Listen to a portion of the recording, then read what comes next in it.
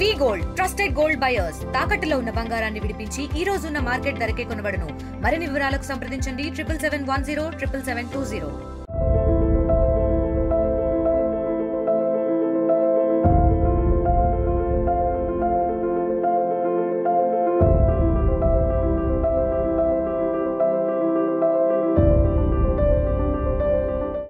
ప్రస్తుత రాజకీయాల్లో ఎమ్మెల్యేగా ఉండే వ్యక్తులు ఎలా ఉంటున్నారో ప్రస్తుతం అందరూ చూస్తూ ఉన్నారు. కానీ ఒకసారి 40 ఏళ్ల వెనక్కి వెళ్తే అప్పుడు ఎమ్మెల్యేలు ఏ విధంగా ఉండేవాళ్ళో చాలా తక్కువ మంది తెలుసు. అంటే 1 కాదు 2 కాదు 4 సార్లు ఎమ్మెల్యే అయితే వాళ్ళు ఏ విధంగా ఉంటారో మనం ఇప్పుడు చూస్తున్నాము. 2-3 సార్లు ఎమ్మెల్యేగా గెలిచిన తర్వాత వాళ్ళు మంత్రి పదవి కావడం లేకపోతే కోట్లు ఆర్జించడం ఇవన్నీ మనం చూస్తూనే ఉన్నాం. కానీ ఒక 40 ఏళ్ల ముందు దాదాపు 4 సార్లు ఎమ్మెల్యేగా గెలిచిన వ్యక్తి ఒక సాధారణ జీవితాన్ని గడుపుతానంటే మీరు నమ్మగలుగుతారా? ఖచ్చితంగా నమ్మి తీరాలి. ఒక సాధారణ జీవితంతో పాటు తనకి ఎక్కడ కూడా ఒక ఆస్తి లేకోకుండా ఒక వృద్ధాశ్రమంలో ఉంటున్నారంటే మీరు నిజంగా నమ్మలేని విషయం అని చెప్పాలి. కానీ ఉంటున్నారు. ఆ ఎమ్మెల్యే ఎవరో కాదు, ఆ మాజీ ఎమ్మెల్యే ఎవరో కాదు, పాటూరి రామయ్య. నిడిమోలు నియోజకవర్గం నుండి 4 సార్లు గెలిచినటువంటి ఆయన ఒక సాధారణ వ్యక్తిలాగా ఒక ఉయ్యూరు దగ్గర ఒక వృద్ధాశ్రమంలో ఆయన ప్రస్తుతం ఉంటున్నారు. ప్రస్తుతం పాటూరి రామయ్య గారు, ఆయనతో మాట్లాడదాం. అసలు ఆ కాలం నాటి పరిస్థితులు, ఇప్పుడు ఉన్నటువంటి పరిస్థితులు, ఆయన ఎందుకు ఇప్పుడు ఈ జీవితాన్ని ఇక్కడ ఒక వృద్ధాశ్రమంలో గడుపుతున్నారనే విషయాలు ఆయనతో మాట్లాడి తెలుసుకుందాం. సార్ నమస్కారం సార్. మొదట సార్ అంటే ఒకటి మీ ఆరోగ్యం ఎలా ఉంది, ఎలా ఉన్నారు మీరు? మొదట ఆర్టీవీ వారికి నమస్కారాలు. మీ ఆరోగ్యం ఎలా ఉంది, ఎలా ఉన్నారు? ఆరోగ్యం బాగానే ఉంది. ఓకే, బాగానే ఉంది, ఏమేమి ప్రాబ్లం లేదు. ఓకే. అంటే పెద్ద వృద్ధాప్యంతో ఉండే చిన్న చిన్న వాటికి తప్ప మామూలుగా బాగానే ఉంది. సార్ అంటే ఎంత సార్ మీ వయసు ఎంత? 84. 84 సంవత్సరాలు. సార్ మీరు మొదటిసారి అంటే మీకు పుచ్చబాయి సుందరయ్య గారు ఆదర్శమని మేము తెలుసుకున్నాము. ఆయన ఆదర్శంతోనే ఇటు రావడం, నెల్లూరు నుంచి మీరు ఇటు రావడం, ఇక్కడ నిడుమూల నుంచి పోటీ చేయడం ఎలా జరిగింది సార్? అంటే ఆ రోజు ఎమ్మెల్యేగా పోటీ చేయాల్సిన అవసరం ఎందుకు వచ్చింది, ఆ సందర్భం ఎందుకు వచ్చింది? ఇది బ్యాక్గ్రౌండ్ చెప్పాల్సి వస్తుంది. ఇదంతా చెప్పండి పర్లేదు. మాది నెల్లూరు జిల్లా కావలి తాలూకా. అప్పుడు జమ్మలపాలెం అనే గ్రామం. ఓకే. అప్పుడు నా తల్లి నన్ను ప్రసవించి ఆమె చనిపోయింది. ఓకే. అందువల్ల నాకు మా తల్లి గురించి నాకు తెలియదు, ఆ రూపం తెలియదు.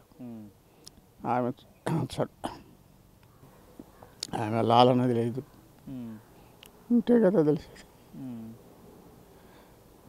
తర్వాత చనిపోయింది కదా. మా నాయనకి 2 భార్యలు, వాళ్ళిద్దరు అక్కల చెల్లెళ్ళే. చిన్న ఆమె కొడుకు నేను, పెద్ద ఆమె ఉన్నది ఇంట్లోనే, వాళ్ళ చెల్లెలే కదా ఉన్నది. మా నాయన 15 ఏట చనిపోయాడు, నాకు 15 ఏట. అందువల్ల చిన్నప్పుడే నాకు 2 లేకుండా పోయారు. అప్పుడు మా పెద్దమ్మే కాస్త ఆమె చూసుకుంటూ ఉన్నది, వీధి బిళ్ళకి పంపించేది మా ఊళ్ళో. అక్కడ చదువుకున్నాను. ఆ తర్వాత కావలికి వెళ్ళాను. కావలిలో ఏబిఎం మిడిల్ స్కూల్ అని అక్కడ చేర్చారు. అది అయిన తర్వాత హై స్కూల్కి వెళ్ళాము. అప్పుడు మా తల్లి ఇట్లా చనిపోవటానికి కారణం నాకు పూర్తిగా తెలియవు, కానీ నా మైండ్లో మాత్రం ఆ జిజ్ఞాస ఉన్నది, దీనికి కారణం ఏమై ఉంటుందని.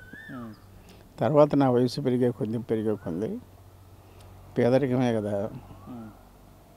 నా తల్లికి సరైన వైద్యం లేక, సరైన ఆహారం లేక చనిపోవాల్సి వచ్చింది అనేది ఆ రోజు నుంచి ఒక ఆలోచన నన్ను వెన్నాడుతూనే ఉంది. అది అప్పుడు పరిస్థితి. తర్వాత స్కూలు కాలేజీ అయిన తర్వాత జవహర్ భారతిలో చదివాను. అప్పుడు మా కాలేజీ కావలి కాలేజీ. అప్పుడు తర్వాత జవహర్ భారతి అయ్యింది. స్టూడెంట్ నుంచి కూడా నేను ఈ కమ్యూనిస్టు ప్రభావంలో పెరిగాను. అప్పుడు SF ఉండేది, స్టూడెంట్స్ ఫెడరేషన్ అని. అందులో చేరాను. ఎందువల్లంటే కొన్ని పరిస్థితుల వల్ల కాలేజీ హాస్టల్లో వాటిల్లి మిగతా నేను హాస్టల్లో ఉండేవాడిని హై స్కూల్లో ఉన్నప్పుడు. ఆ పిల్లకాయలందరి చేత నేను సమ్మె ఏదో సందర్భం వచ్చి సమ్మె చేయించాను. సమ్మె చేయించినప్పుడు తహసీల్దార్ వచ్చి అందులో నుంచి తీసుకు ఇన్ని ఇక్కడ ఉంచొద్దని చెప్పారు. అందులో బయటికి వెళ్ళిపోయాను. అందువల్ల 1 సంవత్సరం పాటు నేను బయట మా 4 మైళ్ళు మా ఊరికిను ఇంకా కాలేజీకి హై స్కూల్కి అక్కడి నుంచి భోజనం తీసుకొని ఉదయాన్నే 4 మైళ్ళు నడిచి వచ్చి 1 సంవత్సరం అంతా అట్లా చేశాను. తర్వాత కాలేజీలో చేరాను. అది ఒక లైఫ్ అది ఇది. ఆ సందర్భంలోనే నేను సమ్మె చేయించానని చెప్పాను కదా, అప్పుడు కావలి కాలేజీలో సీనియర్స్ ఉన్నారు. అప్పుడు పత్తిపాటి వెంకటేశ్వర్లు అని ఇంకా కొంతమంది ఉండే, రామారావు అని వీళ్ళంతా. ఈ సమ్మె పరిష్కారానికి వాళ్ళు వచ్చారు. నన్ను నా వాదనలో చూసి వీడు గట్టివాళ్ళలాగా ఉన్నాడు, వీడిని మనం క్యాప్చర్ చేయాలనుకున్నారు, ఏమో తెలియదు. ఆ పత్తిపాటి వెంకటేశ్వర్లు అందరికీ తెలిసినవాడే. తర్వాత హైకోర్టు లాయర్ అయ్యాడు. తర్వాత చాలా ఉద్యమాలు కూడా నడిపాడు ఆయన గొప్పవాడు. అప్పుడు BA సీనియర్ చదువుతున్నాడు అక్కడ. అని అప్పటి నుంచి నన్ను వాళ్ళు పట్టేశారు. పట్టేసి అది ఇది చెప్పి తాలూకాలో ఉండే పార్టీ ఆఫీస్కి తీసుకుపోయి నన్ను పరిచయం చేశారు. అప్పటి నుంచి కమ్యూనిస్టులతో నాకు సంబంధాలు ఏర్పడ్డాయి. అప్పుడు గోడల మీద రాసేది, కరపత్రాలు పంచేది, పుస్తకాలు అమ్మేది. ఆ విధంగా. అంటే పుచ్చలపల్లి సుందరయ్య గారిని ఎప్పుడు కలిశారు? ఎలా ఇక్కడికి నెల్లూరు నుంచి, కావలి నుంచి విజయవాడకి ఎప్పుడు వచ్చారు? అప్పుడు ఆ విధంగా ఉన్నప్పుడు నేను కాలేజీలో ఉన్నప్పుడు నేను 1958లో పార్టీలో చేరాను. అంటే ఉమ్మడి పార్టీ అది, CPI. ఆ ఉమ్మడి పార్టీలో నేను చేరాను. అప్పటి నుంచి యాక్టివిటీస్ అన్నీ చేసుకుంటున్నాను. ఇక్కడ మీరు అడిగింది ఏమిటి ఇప్పుడు? సుందరయ్య గారు అప్పటికే సుందరయ్య గారు గొప్ప ఆల్ ఇండియా నాయకుడు. మా జిల్లాయే కదా, నెల్లూరు జిల్లా అయింది. పేరు ఎప్పుడైనా మీటింగులకు వచ్చినప్పుడు కనబడటం అట్లా ఉండేది. చిన్నప్పుడు ఒకసారి కావుల్లో పేద బహిరంగ సభ జరిగితే ఆ బహిరంగ సభలో నేను ముందు బాగానే ఉండి నడిచేవాడిని. అప్పటి నుంచి ఎవరెవరు ఏమిటనేది ఆయన లేజర్ టైంలో వచ్చి పిలిచి అడిగాడు. మా ఊరు పలానా ఊరు అని చెప్పాను. సరే అప్పటి నుంచి నువ్వు పార్టీలోనే ఉన్నావు కదా అని అన్నారు.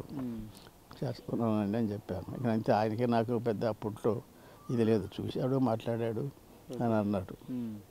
ఆ తర్వాత నేను మా గ్రామంలో ఉండగానే అప్పటి నుంచి గ్రామంలో వ్యవసాయ కార్మిక సంఘాన్ని ఏర్పాటు చేశాను. CPI శాఖను ఏర్పాటు చేశాను. అప్పుడు ఆ రకంగా నేను వారిలోకి వచ్చాను. ఆ తర్వాత తాలూకా కమిటీ సభ్యుడిని అయ్యాను పార్టీకి ఉమ్మడిగా ఉన్నప్పుడు. తర్వాత అప్పుడు ఏదో ఘర్షణ, అప్పుడు చైనా ఘర్షణ అప్పుడు నాయకులందరినీ కూడా అరెస్టులు చేశారు. ఎవరు పెద్ద నాయకులు ఎవరు లేరు. ఆ సందర్భంలో DV సుబ్బారావు గారని,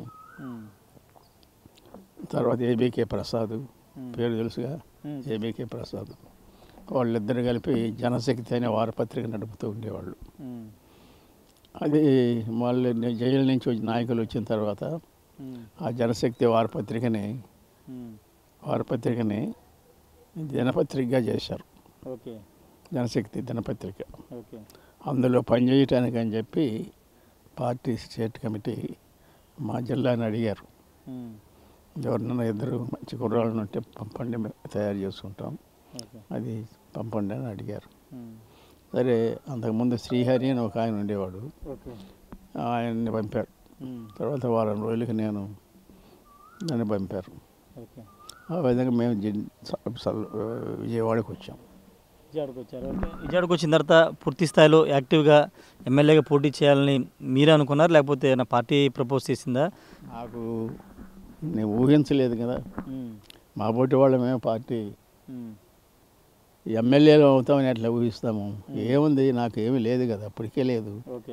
మా అమ్మ కూలి పని చేసి ఉన్నాను, అంతేగాని నాకు ఏముంది, ఎట్లా ఊహిస్తాము, ఊహించలేము. అది మాకు తెలియదు ఎమ్మెల్యే అనేది, అదంతా కూడా. ఆ తర్వాత పార్టీలో షిఫ్ట్ వచ్చింది. నక్సలైట్లు ఏర్పడిపోయారు. మేము సిపిఎంగా ఏర్పడ్డాము. సిపిఎంలో నేను కంటిన్యూ అయ్యాను. అప్పుడు ఏబీకే ప్రసాద్ ఎడిటర్ కదా, ఆయన జనశక్తి పేపర్ని తరిమల నాగిరెడ్డి గారి పేరుతో ఇచ్చాడు. అందులో ఈ జనశక్తి మనకు లేకుండా పోయింది. మాకు ఆయన డిక్లరేషన్ ఆయనకు పోయింది, మాకేమో సిపిఎంకి ఎప్పుడు లేకుండా పోయింది. అప్పుడు నేను అందరిని తీసేశారు, డైరీలో ఉన్న వాళ్ళందరినీ, నన్ను మాత్రం ఉంచారు. పార్టీ యాక్టివిటీలో అప్పటి నుంచే ఉన్నాను. బాగా చదువుకునేవాడిని. ఆ సందర్భంలో ఒక దశలో ఇది జనశక్తి దినపత్రిక అయిన తర్వాత నేను దినపత్రికలకు వెళ్ళాను. అక్కడ దానికి ముందు వెనక అవన్నీ ఉన్నాయి, కానీ అక్కడ సబ్ ఎడిటర్ అయ్యాను. సబ్ ఎడిటర్ అయితే చేస్తూనే వ్యవసాయ కార్మిక ఉద్యమాన్ని రాష్ట్ర వ్యాప్తంగా ఉన్నది అప్పుడు బాగా. ఆ ఉద్యమాన్ని సమన్వయం ఇక్కడే ఉండి ఇది ప్రజాశక్తిలో చేస్తూనే మిగతా టైంలో దాన్ని సమన్వయం చేస్తా ఉండండి అని చెప్పారు. లావు బాలగంగాధరరావు అని ఆయన ఆ సంఘానికి అప్పుడు జనరల్ సెక్రటరీగా ఉండేవాడు. ఆయన నన్ను అడిగాడు, నువ్వేమైనా ఈ సంఘాన్ని కొంచెం కోఆర్డినేట్ చేస్తావా అని చెప్పి. సరే చేస్తానని చేశాను. నా కృషి అంతా బాగుండింది. కొంత టైం 13 ఏళ్ళు 14 ఏళ్ళు జనశక్తిలోనే పేపర్ పోయింది కాబట్టి వీళ్ళు ప్రజాశక్తి డిక్లరేషన్ తెచ్చారు. ఆ ప్రజాశక్తి మొదట వీక్లీ, అందులో నన్ను పెట్టారు. బొమ్మారెడ్డి గారు అని పేరు విన్నారో లేదో, బొమ్మారెడ్డి వీఆర్ బొమ్మారెడ్డి గారు అని ఆయన దాన్ని చూస్తుండేవాళ్ళు న్యూస్ ఎడిటర్గా. ఆయన నేను ఇద్దరం కలిపి చేశాం. ఈ మధ్యలో తిలకపల్లి రావు వచ్చాడు. ఆ తర్వాత ఇంకొకరు నాయకులు ఎవరో వచ్చారు మాకు సహాయకారిగా ఉంటానికి. ఏమైతే ఏమి మేము అందులోనే పనిచేస్తున్నాను. ఇంతలో సుందరయ్య గారు ఒకసారి నన్ను పిలిచి, నువ్వు ఇంకా పేపర్లోనే ఎందుకు పనిచేయాలి, వ్యవసాయ కార్మిక ఉద్యమంలోకి రా, ఈ ఉద్యమం నీకు ఇంట్రెస్ట్ కదా, చేసావు కదా చిన్నప్పుడు జిల్లాలో, కాబట్టి ఈ ఉద్యమంలోకి వచ్చి అని చెప్పాడు. సరే వాళ్ళ నాయకులు వాళ్ళు కమిటీ వాళ్ళు చెప్పినట్టు చేయాల్సి వచ్చింది. అందువల్ల అప్పుడు నేను పత్రిక నుంచి బయటకు వచ్చాను, వ్యవసాయ కార్మిక ఉద్యమంలోకి వచ్చాను. అప్పుడు నాకు రాష్ట్ర ఆఫీసు బేరర్లో ఒక స్థానం కూడా కల్పించారు. నాకు ట్రెజరర్గా, సహాయ కార్యదర్శిగా, ఇట్లా రకరకాలుగా నాకు కల్పించారు. నేను చేస్తూ వచ్చాను. ఆ విధంగా ఉన్నప్పుడు ఉద్యమంలో మేము ఏం చేసాము ఏమిటనేది అది పెద్ద స్టోరీ. ఆ ఉద్యమాలన్నీ ఎక్కడ చెప్తాము ఇప్పుడు. అప్పుడు ఈయన 83లో రామారావు గారు ఉండి గెలిచాడు కదా, గెలిచాడు. అప్పుడు సిపిఎం ఆయనతో లేదు 83లో. తర్వాత నాదేళ్ల భాస్కర్ రావు ఎపిసోడ్ ఉంది కదా, ఆ సందర్భంలో ప్రజాస్వామ్య రక్షణ కోసం అని చెప్పి లెఫ్ట్ పార్టీలు అంటే పార్టీ సిపిఐ అందరం కూడా కలిపి రామారావుకి రక్షణగా నిలిచి పోరాడారు. అప్పుడు గవర్నమెంట్, సెంట్రల్ గవర్నమెంట్ అంటే ఇందిరాగాంధీ, అందులో ఏదో జరిగింది పొరపాటు, ఆయన పంపాల్సింది కాబట్టి బయటికి అని చెప్పి మళ్ళీ రివైవ్ చేసింది రామారావుని. రామారావుని రివైవ్ చేసి మీరే ఉండండి. అప్పుడు గవర్నర్గా ఉన్నాడు రామలాల్ అనే ఎవడొకడు, వాడిని డిస్మిస్ చేసి రామారావు గారికి మళ్ళీ తీసుకొచ్చాడు. రామారావు తీసుకొచ్చిన తర్వాతనే ఆయన ఏం చేశాడంటే వెంటనే ఎలక్షన్ డిక్లేర్ చేశాడు. 85లో 84 చివరిలో డిక్లేర్ చేశాడు. 85 మార్చిలోనే ఎప్పుడు ఎలక్షన్ జరిగినాయి. అప్పుడు ఆ ఉద్యమంలో కలిసి ఆయన సపోర్ట్ చేశారు కదా. అప్పటి నుంచి సిపిఎం సిపిఐ కూడా రామారావుతో ఉన్నారు. రామారావుతో ఉన్నప్పుడు సీట్లు మాకు వీళ్ళు కావాలి, వీళ్ళు కూడా పోటీ చేయాలి కదా. వీళ్ళు కృష్ణా జిల్లాలో 2 సీట్లు అడిగారు. ఒక సీటు గన్నవరం అనేది మాకు కావాలని అడిగారు. ఎవరు? సిపిఎం. ఆయన గన్నవరం ఇవ్వని అన్నాడంట. ఎట్లా మాకు సీటు కావాలి కదా, మా బలంగా ఉండే చోట మీరు నిడుమోళ్ళలో పోటీ చేయండి, నిడుమోళ్ళలో గెలుస్తారు మీరు, కాబట్టి గన్నవరం వదులుకోండి, నిర్మూలన చేయండి అని చెప్పాడంట. నేను ఒకసారి ఆఫీస్కి వస్తూ ఉంటే ఆయన రూమ్ వెనకనే మా వ్యవసాయ సంఘం రూమ్ ఉండేది. నన్ను పిలిచి 2 మాటలు చెప్పాడు సుందరయ్య గారు. ఏమయ్యా, రామారావు గారు గన్నవరం ఇవ్వనన్నాడు, నిర్మూలన చేయమంటున్నాడు, మనం చెయ్యాలి, నువ్వే క్యాండిడేట్వి, పోయి చూసుకో అన్నారు. అంతే 4 మాటలు. అది నేను అంతకుముందు ఆ కాన్స్టిట్యున్సీలో నేను వ్యవసాయ కార్మిక కార్యకర్తగా ఉన్నప్పుడు విరివిగా కొన్ని గ్రామాలు తిరిగామని, అందువల్ల నా పేరంతా వాళ్ళకి తెలుసు. నేను భయపడ్డాను కూడా మొదట, ఎందుకంటే ఎక్కడి నుంచో నెల్లూరు నుంచి తీసుకొచ్చి పెట్టారు, ఇక్కడ ఎవరం లేవా అనేటువంటి ప్రాంతీయ భేదం వస్తుందేమో అని అనుకున్నా నేను. కానీ నేను అక్కడికి పోయిన తర్వాత వాళ్ళు ఏమనుకోలేదు, అందరూ నన్ను ఓన్ చేసుకున్నారు. పేదవాళ్ళు, మధ్యతరగతి వాళ్ళు అంతా నన్ను ఓన్ చేసుకున్నారు. 85లో గెలిపించారు. ఏంటి సార్ ఇప్పుడు ఎమ్మెల్యేగా గెలవాలంటే కోట్లు ఖర్చు పెట్టాలి. అప్పుడున్న పరిస్థితులు ఏంటి? అప్పుడు ప్రజల వద్దకు వెళ్ళి ఏ విధంగా ఓటు అడిగేవాళ్ళు? ఇప్పుడంటే ఇంటింటికి వెళ్ళడం, ఎలక్షన్ ముందు డబ్బులు పంచడం ఇవన్నీ కామన్. అప్పుడు ఎలా ఉండేది? అప్పుడు నేను విజయవాడలో ఆయన సుందరయ్య గారు చెప్పిన తర్వాత విజయవాడలో నా పైజామా షర్టు వేసుకునేవాడిని. నా పైజామా షర్టుతో బయలుదేరాను. నా భార్య చల్లపల్లికి. మేము అక్కడ బయలుదేరాము, వెళ్ళాము. అందరు నన్ను రిసీవ్ చేసుకున్నారు. మళ్ళీ వచ్చే 4 రోజులకి ఎలక్షన్ అయిపోయిన తర్వాత ఎలక్టెడ్ డిక్లరేషన్ చేత పట్టుకొని వచ్చాను. 4 రోజులు అక్కడే ఉన్నారు. అంతే కదా, ఎలక్షన్ ఇదంతా ఉండదు కదా, ఏది ప్రచారము అన్ని గ్రామాలు తిరిగాను. అందరూ నన్ను బలపరిచారు, ఆస్వాదించారు, ఆహ్వానం చేసి నువ్వు మాకు ఉండాలి అని చెప్పి ఆ విధంగా అందరు పేదవాళ్ళు, మధ్యతరగతి వాళ్ళు అందరూ ఆ విధంగా చేశారు. మంచి సక్సెస్ఫుల్గా అయ్యింది. మొత్తం ఎన్నిసార్లు? 4 సార్లు ఎమ్మెల్యే కదా సార్ మీరు? 4 సార్లు. సార్ ఇప్పుడు అంటే జనరల్గా ఒకసారి ఎమ్మెల్యే అయితేనే ఇప్పుడున్న రోజుల్లో పెద్ద పెద్ద కార్లు, బంగ్లాలు, ఇల్లు ఇవన్నీ కొనేసుకుంటున్నారు. కానీ మీరు 4 సార్లు ఎమ్మెల్యేగా పనిచేసి ఒక సొంత ఇల్లు కూడా కట్టుకోకపోవడానికి కారణం ఏంటి? కేవలం సిపిఎం సిద్ధాంతాలైనా కారణం ఏంటి? సిద్ధాంతాలు ఎందుకంటే ఎవరు ఎట్టున్నారో నాకు తెలియదు. మేము నా భార్య మొదటే నిర్ణయించుకున్నాము, మనం పార్టీ కోసం చేయాలనుకున్నాము, పార్టీ కోసం చేయాలనుకున్నాం, చేస్తున్నాము. సుందరయ్య గారు పిల్లలు లేకుండా ఆపరేషన్ చేయించుకున్నారని నువ్వే చెప్పావు కదా, మనం పార్టీలో చేయాలనుకున్నప్పుడు మనం కూడా అట్లా ఎందుకు ఉండకూడదు అని ఆమె నుంచే వచ్చింది. అందువల్ల మేము ఆ విధంగా నెల్లూరు వెళ్ళి జనరల్ హాస్పిటల్లో వాళ్ళు వారిస్తున్నా కూడా ఈ సూపర్నెట్ మేము వ్యతిరేకించి మేము చేయించుకున్నాం. అందువల్ల పిల్లలు గోలప్పుడు లేదు.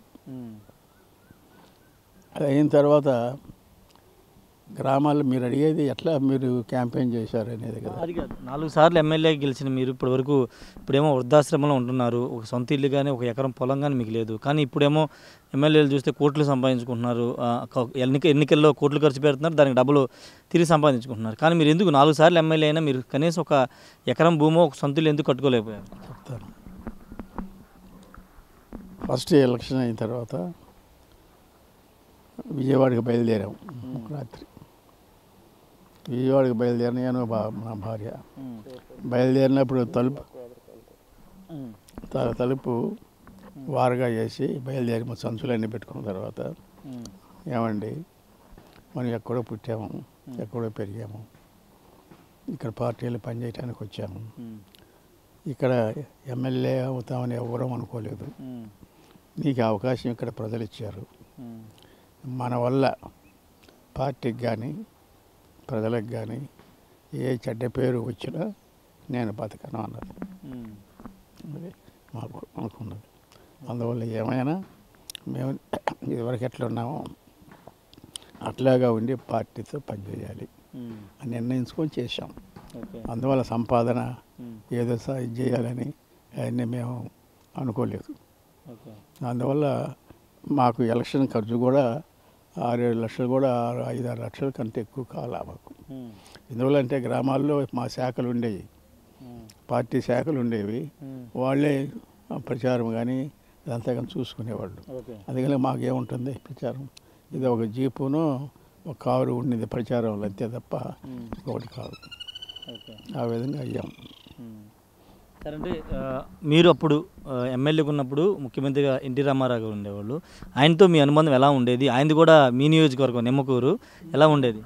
ఆయన గొప్ప వ్యక్తిత్వం కలిగిన మనిషి, తెలిసిందా.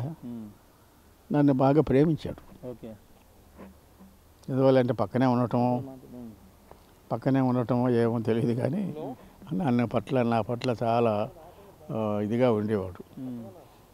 ఇక్కడ కొంచెం ప్రచారం కూడా చేశాడు నాకు. ఎక్కడ పామరులో ఒకటి, బందర్లో ఒకటి పెట్టాడు. చుట్టుపక్కల కాన్స్టిట్యున్సీ వాళ్ళంతా అక్కడికి వచ్చేవాళ్ళు. పామరులో పెట్టిన దాంట్లో ఆయన ప్రసంగించాడు. ఆయన ఒక మాట అనేవాడు, బుల్లిరామయ్యని ఏలూరులో ఎంపీగా చేశాడు అప్పుడు. ఆయన అనేవాడు ప్రతి జనానికి, అక్కడ రామయ్య,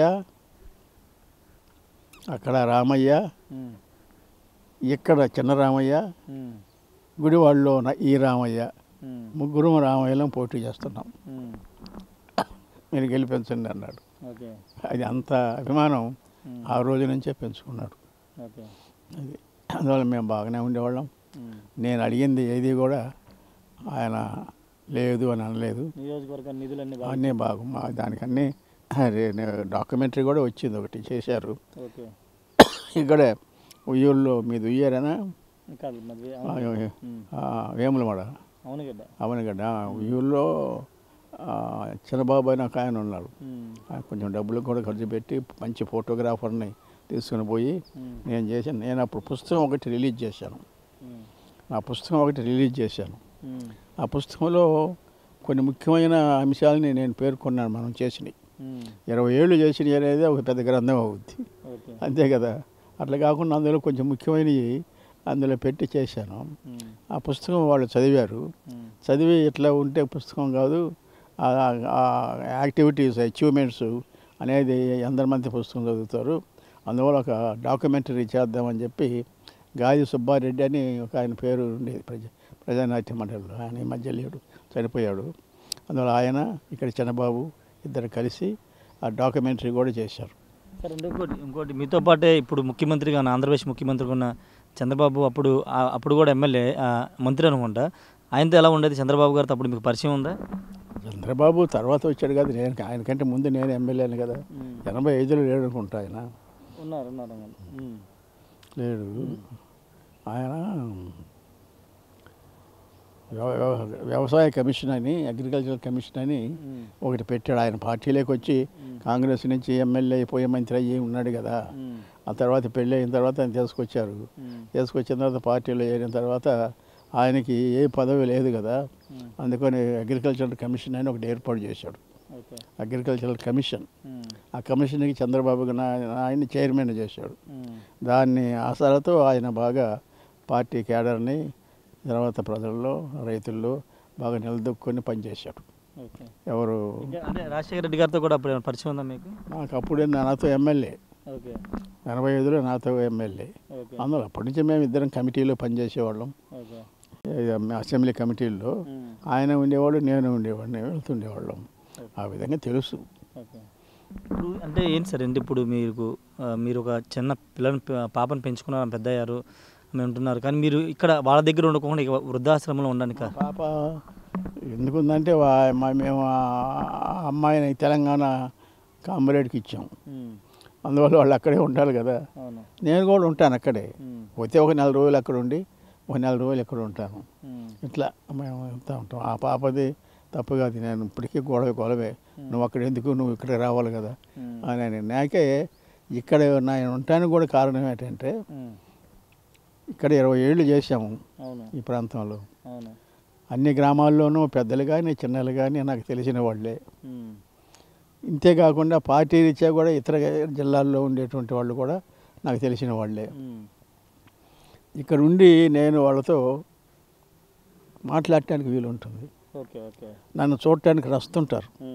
వాళ్ళ దగ్గర ఏమైనా కార్యక్రమాలు జరిగితే అవి మనల్ని కూడా పిలుస్తుంటారు. ఆ విధంగా నేను హాజరవుతుంటాను.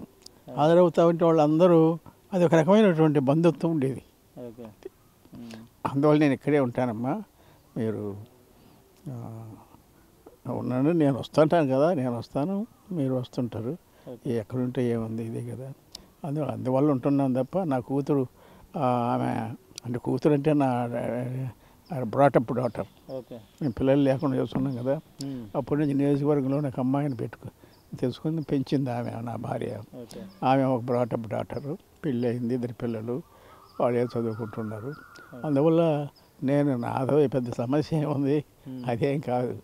ఆమె ఎప్పుడూ నా పట్ల గౌరవం, ప్రేమ ఉంటుంది. ఇప్పుడున్న రాజకీయ పరిస్థితులు మీరు ఏమైనా టీవీలో చూడడం కానీ పేపర్లో చూడడం కానీ చేస్తూ ఉంటారా? ఇప్పుడున్న రాజకీయ పరిస్థితుల గురించి మీ అభిప్రాయం ఏంటి? ఇప్పుడు రాజకీయాల గురించి నేనే ఇప్పుడు చెప్పను. ఎందువల్లంటే సందర్భం వచ్చినప్పుడు తప్పకుండా చెప్తాను. ఇది నాకు చెప్పగలిగేటువంటి సందర్భం కాదు ఇది. ఓకే. ఇంకోటి సరే, అంటే సిపిఎం పార్టీ లెఫ్ట్ పార్టీకి సంబంధించిన విషయంలో మీరున్న టైంలో పార్టీకి ప్రాధాన్యత ఉండేది, ప్రజలు కూడా ఎర్ర జెండా వైపు మొగ్గు చూపేవాళ్ళు. కానీ ఇప్పుడున్న పరిస్థితుల్లో ఎర్ర జెండా వైపు రావడానికి చాలామంది ఆసక్తి చూపడం లేదు. సిపిఎం పార్టీ పోరాటాలు చేస్తున్నా కానీ కొంత ప్రజల్లోకి వెళ్ళలేకపోతుందని ఏం చెప్తారు దీన్ని? దాని గురించి అది కొన్ని టైమ్స్ అట్లా వస్తాయి. ఇక్కడ ఉండేటువంటి బూర్జువా పార్టీలు ప్రజల్ని ఆ విధంగా భ్రమల్లో ముంచుతాయి. ఈ లోపల మనకు ఎవరు శాసనసభలో లేకుండా పోవటం, ఇక్కడి నుంచి పార్లమెంట్కి ఎవరు పోకుండా పోవటం, ఇవన్నీ ఉన్నాయి కదా. అందువల్ల పార్టీలో కూడా కొన్ని స్తబ్దత ఏర్పడింది. పార్టీలో ప్రజలతో మమేకమై పనిచేయాలి. ఆ విధంగా మమేకమై పనిచేయటం అంటే ప్రజల్లో లీనం కావాలి. తిండి తిప్పలు ఇవన్నీ వాళ్ళ దగ్గరగా మనం ఏదో ఏర్పాటు చేసుకొని అట్లా చేయకూడదు. ఇప్పుడు కూడా ఆ ప్రజల దగ్గర, పేద ప్రజల దగ్గర మనం ఉండాలి, వాళ్ళతోనే ఉండాలి, వాళ్ళతోనే తినాలి, వాళ్ళతోనే పండుకోవాలి. ఆ విధంగా మనం ఏం చేసినా చేయకపోయినా ఆ ప్రజలతో మమేకమై చేస్తే వాళ్ళు వాళ్ళని ఓన్ చేసుకుంటారు. ఇదివరకు అది ఉండేది మేము చేసినప్పుడు. అవి కొంచెం సన్నగిలినట్టు ఉన్నాయి. అందువల్ల జనం భ్రమల్లోకి లోనైపోయారు. అంతేగాని అది ఎక్కడికి పోదు. అది మనంత ముందున్నటువంటి సాక్రిఫైస్ చేసినటువంటి నాయకులు ఉన్నారు, కార్యకర్తలు ఉన్నారు, ప్రాణాలు కూడా ఇచ్చారు. వాళ్ళంతా కొన్ని మార్క్సిజం లెనినిజం అనే విత్తనాలు కొన్ని ఎదజల్లిపోయారు రాష్ట్రంలో. అది సమయం వచ్చినప్పుడు మొలుస్తాయి. అది ఆ టైం ఉండాలి. దేనికైనా ఒక విత్తనం వేసినా దానికి సమయం ఉండాలి కదా మొలవాలంటే. తిరిగి పుంజుకునే అవకాశం ఉంటాయా లెఫ్ట్ పార్టీలో? ఎందువల్లంటే దానికి ఎవరు గొప్ప కాదు. అది దానికి ఉన్నటువంటి ఆ జీవం అటువంటిది. దాన్ని నడిపేటువంటి వాళ్ళల్లో కొన్ని బలహీనతలు ఉండొచ్చు, చేతగాంతనం ఉండొచ్చు, కానీ దాంతో అది వెనకబడి పోదు. వాళ్ళు నమ్మినటువంటి ఆ సిద్ధాంతం అనేది ప్రపంచవ్యాప్తంగా ఉంది. ఆ సిద్ధాంతమే పెద్ద పెద్ద రాజ్యాల్లో గవర్నమెంట్కి వచ్చినాయి. 30 ఏళ్ళు పశ్చిమ బెంగాల్లో 30 ఏళ్ళు పరిపాలన చేశారా లేదా? కేరళలో మధ్య మధ్యలో 1 ఏడాది అటుపోయినా చేస్తున్నారా లేదా? ఒక 30 ఏళ్ళు త్రిపురలో చేశారా లేదా? అక్కడ బలంగా ఉన్నారు, ప్రజలతో మమేకమై ఉన్నారు, చేశారు. అందువల్ల ఇప్పుడు రాము అనటానికి వీలు లేదు. నాకు టైం రావాలి. నేను చెప్పానే ఆ వెదజలేని విత్తనాలు ఉన్నాయి, అవి మొలిచిన దాకా కొంచెం కష్టం.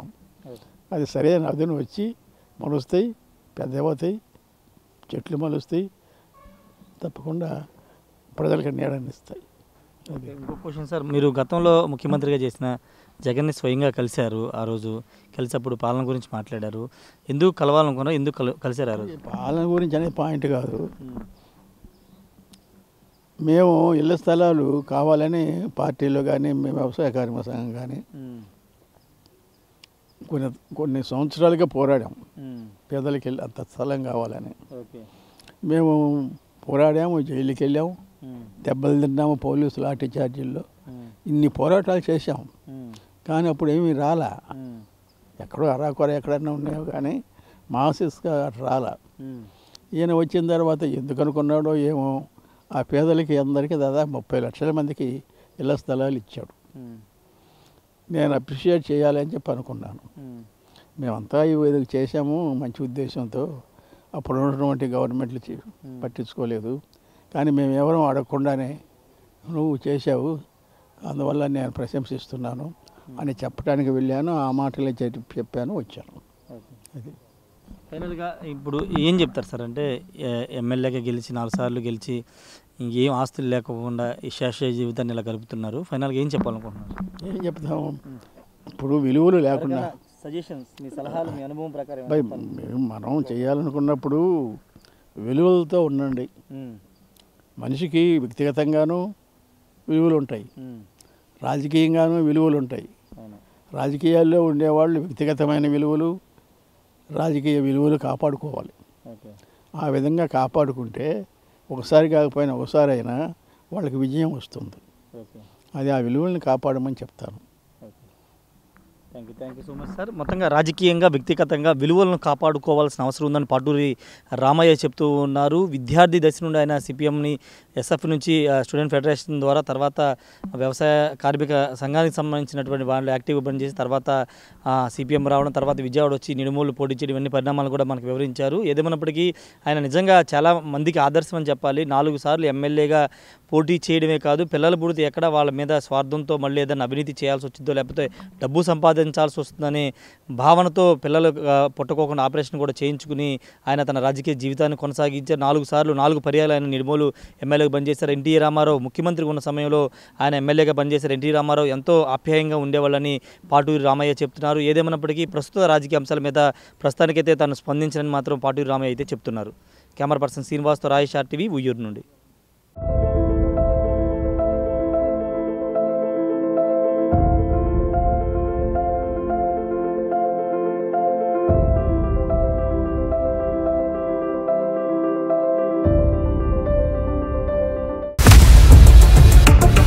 ఇండియా పాకిస్తాన్ ఉద్రిక్తతలపై లేటెస్ట్ అప్డేట్స్ కోసం డౌన్లోడ్ చేసుకోండి RTV లైవ్ యాప్.